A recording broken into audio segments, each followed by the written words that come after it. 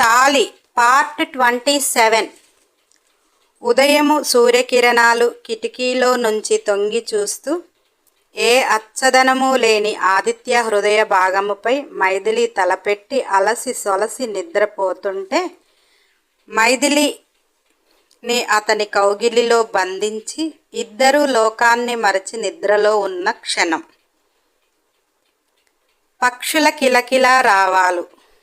ఉదయపు సూర్యకిరణాలు కిటికీలో నుంచి తొంగి చూస్తా ఉంటుంటే కష్టంగా అయినా మేలుకోక తప్పలేదు. మైథిలి మేలుకొని ఆదిత్య గుండె చప్పుడు వింటుంటే ఆమెకు ప్రశాంతంగా అనిపించింది. చిరునవ్వుతో మేలుకొని అతని గుండెపై ముద్దు పెట్టి మెల్లిగా కళ్ళు పైకి లేపి ఆదిత్యాని చూసింది. ఆదిత్యకి అతని గుండెకు ఎంత బలం తక్కువ ఉన్నా మైథిలి అలా అతని గుండె మీద ఉంటే ఎక్కడ లేని బలం, ఎక్కడ లేని ఆరోగ్యం ఆ గుండెకి. అలా మైథిలి ముద్దు పెట్టగానే అతని పెదవులు విచ్చుకున్నాయి. ఆనందంతో కళ్ళు మెరిశాయి. అలాగే మైథిలి నుదిటిపై ప్రేమగా అతని పెదవులు ముద్దాడుతుంటే మైథిలి ఆ స్పర్శను ఇష్టంగా ఫీల్ అవుతూ మెల్లిగా లేచింది. లేస్తున్న మైథిలిని ఆదిత్య తన పైకి గుంజుకుంటుంటే మైథిలి ఆదిత్యాన్ని చూస్తూ, మీ అల్లరి ఏది ఉన్నా రాత్రికి నేను ఈ గదికి వచ్చే వరకు దాచుకోవాల్సిందే. మనకు మన లైఫ్ తిరిగి ఇచ్చిన దేవుడికి కృతజ్ఞతలు చెప్పాలి. చాలా లేట్ అవుతుంది, లెగండి. నేను ఫ్రెష్ అయ్యి దీపం పెడతాను, మీరు ఫ్రెష్ అయ్యి పిల్లల్ని ఫ్రెష్ చేయించుకొని రండి అంటూ మెల్లిగా అతని నుదుటిపై ముద్దు పెట్టి ఆమె వంటి మీద ఏమీ లేక బెడ్షీట్ అలానే చుట్టుకొని వాష్రూంలోకి వెళ్ళింది. అలా వెళ్తున్న మైథిలిని ఆనందంగా చూస్తూ అతని జీవితానికి ఇంతకంటే ఇక ఏది అవసరం లేదు అంటూ తాను కూడా లేచాడు. మైథిలి తలారా స్నానం చేస్తూ ఆదిత్య చేసిన తీపి గాయాలను చూసుకుంటూ, దొంగముఖపోడు, లైఫ్ లీడ్ చేయటమైతే రాదు కానీ పెళ్ళం పక్కన ఉంటే ఈ పని మాత్రం బాగా వచ్చు అని మురిపంగా మొగుడిని తిట్టుకుంటూ చక్కగా చీర కట్టుకొని సింపుల్గా అలంకరించుకొని మెల్లిగా ఒక్కొక్క మెట్టు దిగుతుంది. ఆదిత్య అప్పటికే పిల్లల గదికి వెళ్ళి పనివారు సాయంతో పిల్లలను రెడీ చేస్తున్నాడు. మైథిలి దిగి వస్తుంటే లహరి మాటలు జోరుగా వినపడుతున్నాయి. ఎందుకంటే జిక్కి తెల్లారే వరకే వచ్చేశాడు. అందరూ హాల్లో కూర్చొని మాట్లాడుతున్నారు. మైథిలి అందరినీ చూస్తూ కొత్తగా జిక్కి ముఖం చూస్తూ ఎవడు వీడు అని అనుకుంటూనే ఉంది. జిక్కి ఒక్కసారిగా మైథిలిని చూస్తూ కళ్ళు మెరిశాయి, పెదవులు నవ్వావి. అవి ఎందుకు అతనికి కూడా తెలియదు. ఎందుకంటే తూర్పు గుమ్మం నుంచి సూర్యకిరణాలు ఇంట్లోకి ప్రసరిస్తుంటే ఆమె ఆ వెలుగులో మెరుపుగా అందంగా ఆ వెలుగు మెరుపులో అందంగా ఒక గృహిణిగా హుందాగా అనిపించింది. ఒక గౌరవప్రదమైన ఫీలింగ్తో జిక్కికి అలా అనిపించింది.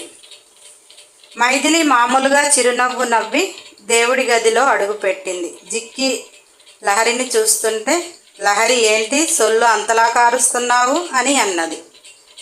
జిక్కి గడ్డం సర్దుకుంటూ, లహరి ఒక మాట చెప్పనా, కొందరిని చూస్తే పెట్టబుద్ధి అవుతుంది, కొందరిని చూస్తే మొట్ట బుద్ధి అవుతుంది అని ఒక సామెత ఉంది కదా.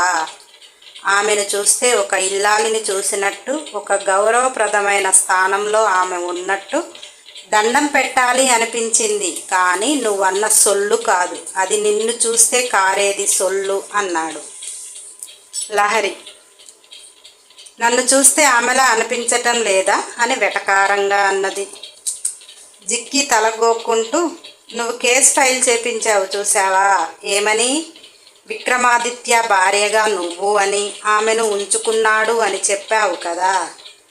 నువ్వు భార్యగా చలమణి అవుతున్నా అని అనుకుంటున్నావు, కానీ ఎవరైనా ఆమెను చూస్తే, రేపు జడ్జి గారు చూసినా కానీ నువ్వు భార్యగా ఆమె ఉంచుకున్న దానిలా ఎవ్వరూ అనుకోరు. కాకపోతే కోర్టుకు సాక్ష్యాలు కావాలి, అవి నీ దగ్గర ఉన్నాయి అని న్యాయం నీ వైపు ఉంటుందేమో, కానీ చూసే ప్రతి కళ్ళకు నీ పక్కన న్యాయం లేదని పక్కాగా చెబుతారు అని అన్నాడు. లహరి ఉడుక్కుంటూ, మరి నేనెలా కనిపిస్తున్నా అతని భార్యగా కనిపిస్తలేదా అని అన్నది. జిక్కి నవ్వుతూ, నేను ఒక లాయర్గా ఉన్న మాట చెప్పాలి, కానీ ఒక ఆడదానికి చెప్పకూడని మాట. నీకు తెలుసు, నేనెంత లంగా పనులు చేసినా, మంచి చెడు తెలిసినా కానీ నా ఇష్టానికి నేను ఉంటా. అలానే నేను తృప్తి. తప్పు చేస్తున్నా అని ఒప్పుకుంటా. అందులో ఎవరైనా తప్పు చేస్తే వెంటనే తప్పని చెప్పేస్తా. అలానే నువ్వు అతనికి భార్యగా కాదు, కనీసం అతను నిన్ను ఉంచుకున్నాడు అని చెప్పడానికి కూడా ఇందాక విక్రమాదిత్య గారు కనీసం నీ వైపు కూడా చూడలేదు. నేనైనా ఫోన్ చేయగానే సొల్లు సొంగ కార్చుకుంటూ వచ్చేశాను అన్నాడు. లహరి అంటే అర్థం కాలేదు అన్నది. జిక్కి, అంత మాత్రం నీకు అర్థమైతే మైథిలి పూజ చేసుకుంటుంటే ఆమె వైపు చూస్తూ నీ జీవితం కూడా అంత అద్భుతంగా ఉండేది అని అన్నాడు. లహరి అంటే ఇప్పుడు నా జీవితం అద్భుతంగా లేదా? మెడలో తాళి, నుదిటిన బొట్టు, కాళ్ళకు మెట్టలు, చేతికి గాజులు, లేవగానే పూజలు చేస్తే భార్య అవుతుందా, లేకపోతే కాదా అని లహరి అంటుంటే, జిక్కి, శాస్త్రాలు, పురాణాలు, అనుభవం ఉన్న పెద్దలు ఎవరు చెప్పినా నీతి ఒక్కటే. మొత్తం వివరంగా అయితే చెప్పలేను, కానీ సింపుల్గా చెప్తాను. మైథిలిని ఆదిత్య పక్కన చూస్తే ఏ మగవాడు ఆమె అందంగా ఉన్నా కనీసం ఆమెను చేరాలని మనసులో ఉన్న పద్ధతి కాదు అని పద్ధతి లేని వాడికి కూడా అర్థమవుతుంది.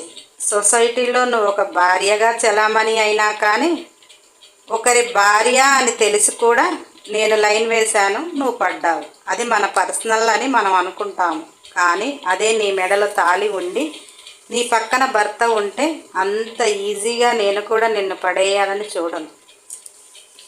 నువ్వు ఎంత అందంగా ఉన్నా ఒకరికి ఇల్లాలివి. నీ అందం పొందిన నీ భర్త అదృష్టవంతుడు అని జెలసీగా ఫీల్ అవుతాను, కానీ ఇంత ఈజీగా నిన్ను పడేయాలని చూడను కదా అన్నాడు. లహరి అంటే ఇప్పుడు మైథిలి నీ అందానికి సరిపోదు అంటావా అని అన్నది.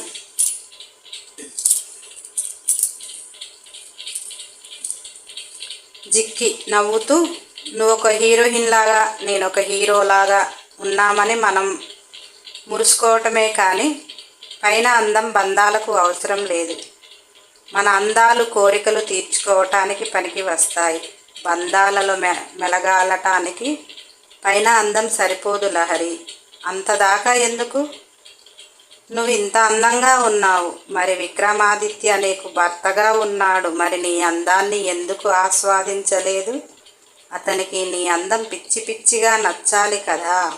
ఇన్ని సంవత్సరాలైనా కానీ నిన్ను ఆదిత్య తన గదిలోకి రానివ్వలేదు అంటే నీ అందంతో పాటు అలా అలంకరణతో ముందు ఆకట్టుకొని తరువాత మనసు గెలిస్తే అతను కొద్దిగా అయినా నీతోటి ఒక భార్యగా అయినా మాట్లాడేవాడేమో, ఒకసారి ఆలోచించు అన్నాడు. నువ్వు చాలా ఆలస్యం చేశావు. ఇక నీకు విక్రమాదిత్య అందడు కానీ అతని ఆస్తికి పోరాడుతున్నావు, కానీ దానికి కూడా కొద్దిగా పద్ధతిగా పింకీ నీ కూతురుగా అతని కూతురుగా అతనికి అభిప్రాయం వచ్చి నువ్వు అన్యాయమైపోతున్నావు అనే భ్రమలో ఉంటే అతను అసలు నువ్వు కోర్టుకు వేయకుండానే ఇస్తాడు అనుకుంటున్నా. నీకే తెలియకుండా నువ్వు చాలా పొరపాట్లు చేశావు. మనం తప్పు చేస్తున్నాము అంటే తప్పుని తప్పుగా ఒప్పుకోవాలి, తప్పు లేదు. ఎందుకంటే అందులోనే మనకు ఆనందం ఉంది అంటూ మనకి మనం సాటిస్ఫై అవుతాము, కానీ తప్పు ఒప్పు అని మాత్రం ఎప్పుడూ వాదించకూడదు అని జిక్కి అంటుంటే, లహరి నీకేదో పిచ్చి పట్టింది అంటూ లేచి వెళ్ళిపోయింది. జిక్కికి అన్నీ తెలుసు, కానీ లగ్జరీలకి కల్చర్కి అలవాటు పడి ఒక సాధారణ మనిషి. అన్నీ తెలిసినా అతని వీక్నెస్ అతనికి తెలుసు. మైథిలి పూజ చేస్తుంటే ఆదిత్య పిల్లలను కూడా తీసుకొని దేవుడి గదికి వచ్చాడు. మైథిలి ఆదిత్యకు పిల్లలకు బొట్టు పెట్టి పూజ ముగించుకొని మనసారా దేవుడిని వేడుకుంటుంది. ఒక్క అవకాశం, ఈసారి నేను నా భర్త నుండి దూరం కాకుండా నా కుటుంబాన్ని కాపాడుతూ సంతోషకరమైన జీవితం అనుభవించటానికి నా ప్రయత్నంగా నేను నా కుటుంబాన్ని కాపాడటానికి ఒక్క అవకాశం కల్పించమని పరిపరి విధాలుగా కోరుకుంది. అందరూ అలా బయటికి వస్తుండగా ఆదిత్య కంటికి జిక్కి కనిపించాడు. ఎవరతను ఆదిత్యకి తెలియదు, కానీ జిక్కి నవ్వగానే ఆదిత్య కూడా బదులుగా స్మైల్ ఇచ్చాడు. ఇంతలో లహరి చక్కగా చీర కట్టుకొని ట్రెడిషనల్గా బయటికి వచ్చింది. ఒక్కసారిగా జిక్కి కళ్ళు జిగిల్మన్నాయి. ఆదిత్య కూడా ఆటోమేటిక్గా లహరిని చూశాడు. అలా ఆదిత్య లహరికేసి చూడగానే లహరికి గర్వంగా అనిపించింది. ఒక అందమైన నవ్వుని విసిరింది. కానీ ఆదిత్య దాన్ని స్వీకరించకుండా మైథిలిని చూశాడు. మైథిలి నవ్వగానే ఆదిత్య నవ్వాడు. ఆదిత్య లహరి అలంకరణను చూస్తున్నాడు. జిక్కి ఆమె అందాలను చూస్తున్నాడు. మైథిలి ఆమె మెడను చూస్తుంది. నెక్కుకి నల్లలు చైన్ మెడలో ఉంది, కానీ అది బయటికి లేదు. ఆ చైన్ కూడా ఎందుకో ఆమెకు చాలా ఓల్డ్గా అనిపించింది. వెంటనే మైథిలి ఒక ఆలోచన వచ్చింది. తన సెల్లు తీసుకొని రఘుకు మెసేజ్ పెట్టింది, ఒక బటన్ కెమెరా కావాలి అని. అది కూడా ఒక చిన్న ఫ్లవర్లో పెట్టుకొని తీసుకొని రా అని చెప్పింది. ఆదిత్యతో, ఏమండి, ఈరోజు కొన్ని వందల సంవత్సరాలకి ఒకసారి వస్తుందంట. అమ్మవారి పాదాల దగ్గర ఉన్న పసుపు కుంకుమలను మంగళసూత్రాలకు పెట్టుకుంటే భర్తకి కీర్తి ప్రతిష్టలు దీర్ఘాయుషే కాకుండా ఆడవారికి 5వ తనము ఉంటుందంట. నేను ఒకసారి గుడికి వెళ్ళి వస్తాను అని లహరి వినేటట్టుగా గట్టిగా అన్నది. ఆదిత్య, ఇద్దరము అలా గుడికి వెళ్ళేసి అటునుంచి అటు ఆఫీస్కి వెళ్దాము, ఆఫీస్లో చాలా వర్క్ పెండింగ్గా ఉంది అన్నాడు. మైథిలి, సరే, పిల్లలను రెడీ చేసి వాళ్ళని స్కూల్లో దింపేసి వెళ్దాము అని పిల్లలకు పాలు టిఫిన్ పెడుతుంది. ఇంతలో రఘు పువ్వులు తీసుకొని వచ్చాడు. మైథిలి జాగ్రత్తగా ఆ పువ్వులను తీసుకొని, రఘు కంపెనీ మెయిల్స్ మొత్తం నా సెల్కి కనెక్ట్ చెయ్యి అని తన సెల్లు రఘుకి ఇచ్చింది. ఎందుకంటే ఆ కెమెరాకు మైథిలి సెల్కి కనెక్ట్ చేయమని అర్థం. రఘుకు మైథిలి ఎందుకు చెప్పిందో తెలియదు, కానీ చేశాడు. మైథిలి ఆ పువ్వులను జాగ్రత్తగా దేవుడి దగ్గర అలంకరించింది. ఆ కెమెరాను ఆ గది మొత్తం కవర్ అయ్యేలా జాగ్రత్తగా పెట్టి తాను బయటికి వచ్చింది. ఆదిత్య మైథిలి పిల్లలను తీసుకొని వెళ్ళిపోయారు. జిక్కి లహరిని చూస్తూ, నువ్విలా ఎప్పుడో చేసి ఉంటే కనీసం ఆదిత్య నిన్ను కనీసం తన ఇంట్లో అన్నా ఉంచుకునేవాడేమో అన్నాడు. లహరి, బట్టలలో ఉంటుందా అందం అని అన్నది. జిక్కి నవ్వుతూ, కొందరు మగవాళ్ళు మోడర్న్గా ఉన్న వాళ్ళని ఇష్టపడతారు, కొందరు ట్రెడిషనల్లో ఉన్న వాళ్ళని ఇష్టపడతారు. ఎంత మోడర్న్గా ఉన్న వాళ్ళైనా కానీ ఫంక్షన్కి పండుగలకు ట్రెడిషనల్గా వస్తారు, ఎందుకంటావు అన్నాడు. లహరికి ఏమీ అర్థం కాక చూస్తుంటే జిక్కి, ట్రెడిషనల్, అది మన సాంప్రదాయం. అందుకలా ఆదిత్యకి సాంప్రదాయంగా ఉన్న వాళ్ళని త్వరగా ఇష్టపడేవాడు. చాలా లేట్ చేశావు అని అంటుంటే లహరి, నువ్వు ఇక్కడికి వచ్చింది వాళ్ళని పొగడటానికి కాదు, ఇప్పుడు జరగవలసింది చెప్పు. సాయంత్రానికల్లా కేసు వాపసు నా అంతటా నేనే తీసుకుంటాను అని చెప్పింది. ఎందుకు తీసుకుంటాను అది అర్థం కావటం లేదు అని అంటుంటే జిక్కి, మైథిలికి దేవుడి మీద భక్తి ఎక్కువ, భర్త మీద నమ్మకం ఎక్కువ. తన కేవలం నమ్మకంతో అని ఉంటుంది, కానీ ఆమె దగ్గర ఏమీ లేవు అనుకుంటున్నా నేను అని అన్నాడు. లహరి, అయితే అదే భక్తితో నేను కూడా దేవుణ్ణి కోరుకుంటా అని మెల్లగా దివ్యమానంగా వెలుగుతున్న దేవుడి గదిలోకి అడుగుపెట్టింది. అమ్మవారి అలంకరణ రకరకాల పూలతో, ఆమె చిరునవ్వుతో అందరినీ ఆకర్షిస్తుంది. నలుగురు మంచి కోరే వారికి ఆమె ఎల్లవేళలా సహాయంగా ఉంటుంది. తమకు తాము సంతోషాలతో ఉండాలి అనుకునే వాళ్ళకి కూడా ఆ తల్లి కాపాడుతుంది. ఎందుకంటే వాళ్ళు వాళ్ళ సంతోషాన్ని కోరుకోవటం తప్పులేదు కాబట్టి. కానీ పక్కోడిది లాక్కొని నేను పడిపోవాలి, వాడి నాశనం కావాలి, వాళ్ళ జీవితాలు అగాధాలు కావాలి, నా జీవితానికి పూలబాటలు కావాలి, ఎవరు ఏమైనా అయిపోని, నాకు అవసరం లేదు, నేను మాత్రం బాగుండాలి అనుకునే మనస్తత్వం ఉన్న మనుషులను ఎవ్వరూ ఏమీ చేయలేరేమో కానీ పైన భగవంతుడి నుంచి తప్పించుకోవటం అసాధ్యం అని అటువంటి వాళ్ళకి కూడా అనుభవ పాఠాలు నేర్పుతాయి. అలా లహరి లోనికి అడుగు పెడితే ఆమె మనసు ఏమిటి? ఆదిత్యకి మైథిలితో పెళ్ళైనా కానీ ఆమె లగ్జరీల కోసం వాళ్ళని విడదీసింది. ప్రాణంగా ప్రేమించి తాళి కడితే క్షణికావేశంలో మూర్ఖత్వంతో రాముని కోల్పోయింది. అంత ప్రాణంగా ప్రేమించిన వాడు చనిపోయాడా అంటే పశ్చాత్తాపడకుండా అతని వల్ల తన భవిష్యత్తు పాడవుతుందని అతనిని మాయ చేసింది. అలా కూడా 1-2 తప్పులు మానవ సహజమని భగవంతుడు వదిలేశాడు. 5 సంవత్సరాల జీవితాన్ని అనుభవించని అని అనుకున్నాడు. కానీ 3వ తప్పుకి క్షమించలేకపోయాడు. ఇప్పుడు ఆదిత్య తాను సొంతంగా కష్టపడి సంపాదించుకున్న సంపదకు ఆశపడుతుంది. అసలు ఆమెకి ఏమి హక్కుంది అతని ఆస్తి ఆశపడటానికి? ఒక భార్యగా తాళి కట్టించుకోలేదు, ఒక ప్రేయసిలా అతనితో జీవితం పంచుకోలేదు, అతని బిడ్డకు తల్లి కాలేదు. అయినా కానీ ఆదిత్య ఆస్తి పాస్తులు కావాలి. ఆస్తి కోసం వారి పచ్చని కాపురంలో నిప్పులు పోయాలి. అలా లహరి నిండు మనస్సుతో పిచ్చి మనసుతో అమ్మవారిని ఈరోజు పూజిస్తే ఆమెకు అన్ని రకాలు కలిసి వస్తాయి అనుకుని మైథిలి కంటే నేనేమి తక్కువ అనుకొని ఆ దేవుడి గదిలో అడుగుపెట్టింది. లహరి, నేను కోరుకున్న జీవితం నాకు ఇవ్వమ్మా, కోర్టులో కేసులు నేనే గెలవాలని కోరుకుంది. మైథిలి మంగళసూత్రాలకు పసుపు కుంకుమ అద్దింది. 5వతనం ఉంటుందన్నమాట గుర్తొచ్చి, లహరి మరీ తాళి కట్టినవాడు లేడు కదా, నేను వాటికి పసుపు కుంకుమ అద్దితే ఎలా అని చిన్న ఆలోచన మరచి ఆ పుస్తలను బయటికి తీసి అమ్మవారి పాదాల దగ్గర ఉన్న పసుపు కుంకుమను వాటికి అద్దింది. అప్పుడు అమ్మవారికి ఒళ్ళు మంటలు చెలరేగుతున్నాయి. అది కట్టినవాడు ఒక పూట గడవక ముందే ఉన్నాడా పోయాడా అని ఆలోచన చేయకుండా లోయలో పడేసి చేతులు దులుపుకొని ఈరోజు వేసుకొని 5వతనం ఇవ్వమంటే ఎవరికి మాత్రం కోపం రాదు. అలా అమ్మవారి కోపానికి బలైనది.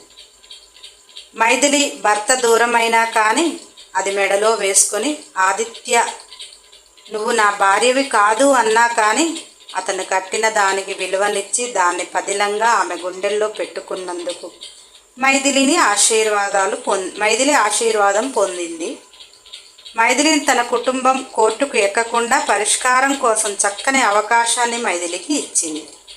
అలా మైథిలి ఆదిత్య ఇద్దరు గుడిలో నుంచి ఆఫీస్కు బయలుదేరుతుండగా ఆమె సెల్లు ఓపెన్ చేసి దేవుడి గదిలో ఉన్న కెమెరా నుంచి వస్తున్న డేటాని చూస్తుంది. టకా టకా టకా అందులో ఉన్న ఫోటోలను సేవ్ చేసుకుంది. ఆ క్షణం ఒక్కసారిగా మైథిలి ముఖం 1000 కాంతులు, కోటి సంతోషాలు. ఆమెలో చేరి డ్రైవ్ చేస్తున్న ఆదిత్యకి ముద్దుల వర్షం కురిపించింది.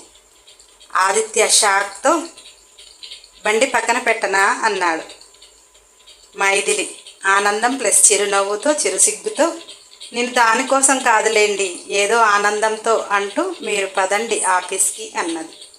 హాయ్ బంగారాలు, నెక్స్ట్ ఎపిసోడ్ కోసం సబ్స్క్రైబ్ చేయండి. నా మంచి బంగారాలు కదా, లైక్ చేయండి, షేర్ చేయండి, కామెంట్ చేయండి. అన్ని ఎపిసోడ్ల కోసం బెల్ ఐకాన్ టచ్ చేయండి.